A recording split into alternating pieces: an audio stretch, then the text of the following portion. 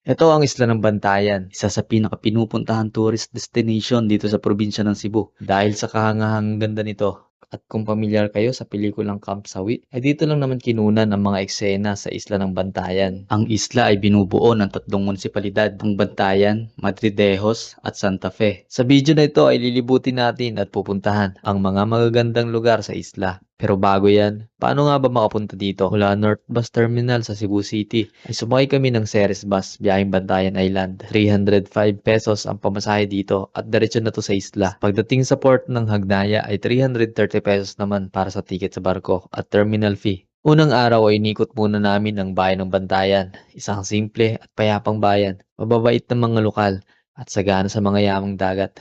Dito ka rin makakabili ng mga masarap na dried danggit at pusit. Nagpapasalamat nga pala ako sa pamilya ni Tita Ami at Boss Rafael sa pagpatuloy sa kanilang tahanan sa masasarap na seafoods.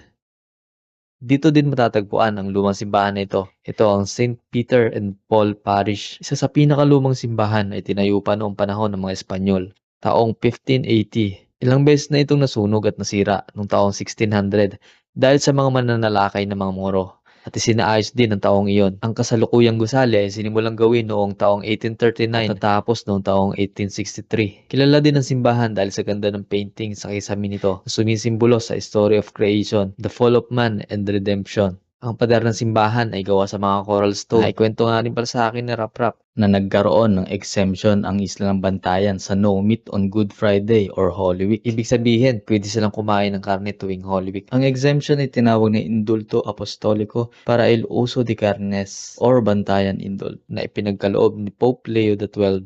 Ayon naman sa aking mga nabasa na kwento, ang isa sa dahilan kung bakit nagkaroon ng exemption ay dahil noong mga ilangan ng manggagawa sa pagpapatayo ng simbahan, karamihan sa mga ito ay mga lokal na mangingisdang lalaki sa isla. At sa panahong iyon ay bihira lang sila makapangisda kaya nagkaroon ng shortage ng isda sa isla. Ang indult ay nagtagal o na-expired noong taong 1843. May mga nagsasabi na hanggang ngayon ay may mga ilan pa rin daw na ginagawa ang tradisyon na ito. Kinagabihan naman ay sumama ako sa pangingilaw para manghuli ng mga laman dagat. At dito ay namangako ako sa dami ng mga iba't ibang laman dagat na nakukuha dito sa Bantayan. Isang patunay na sagana ang isla ng Bantayan sa mga lamang dagat.